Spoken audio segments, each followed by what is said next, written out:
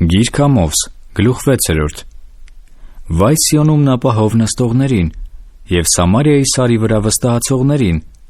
ազգերի գլխավոր նշանավորներին, որոնց մոտ գալիս է Իսրայելի տունը։ Անցեք Քաղանե և տեսեք, և այնտեղից գնացեք Մեծեմաթը, և փղշտացիների գեթը իջեք։ Միթե լավ են այս թագավորություններից, կամ նրանց սահմանը մեծ է ձեր սահմանից։ Վայ նրանց, որ չար օրը հեռի են համարում և մոտեցնում բռնության աթոռը, որ պառկում են փղոսկրե անկողինների վրա և մեկնվում իրանց մահիճների վրա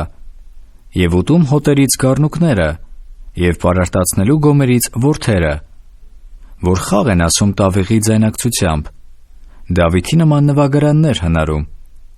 որ բաժակներովը գինի են խմում և գլխավոր յուղով օծվում և չեն ցավում Հովսեփի բեկման վրա։ Դրա համար հիմա պիտի գերի գնան առաջի գերիների հետ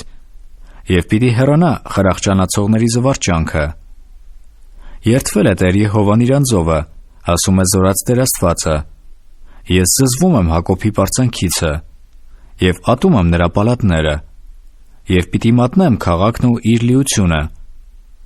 Եվ եթե լինի, որ մեկ տան 10 մարդ մնալու լինեն,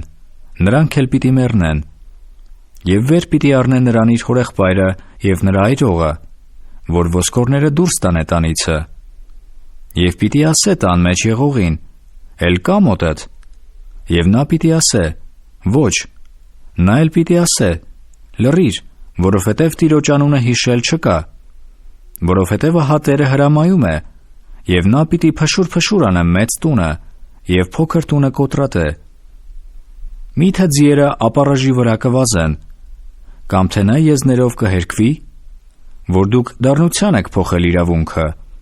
և արդարության պտուղը օշինդրի, դուք ոչինչ բանով ուրախացողներդ, որ ասում եք.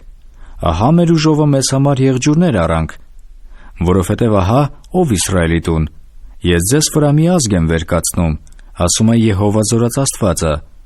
որ ձեզ նեղեն Եմաթի մուտքից մինչև անապատի հեղեղատը։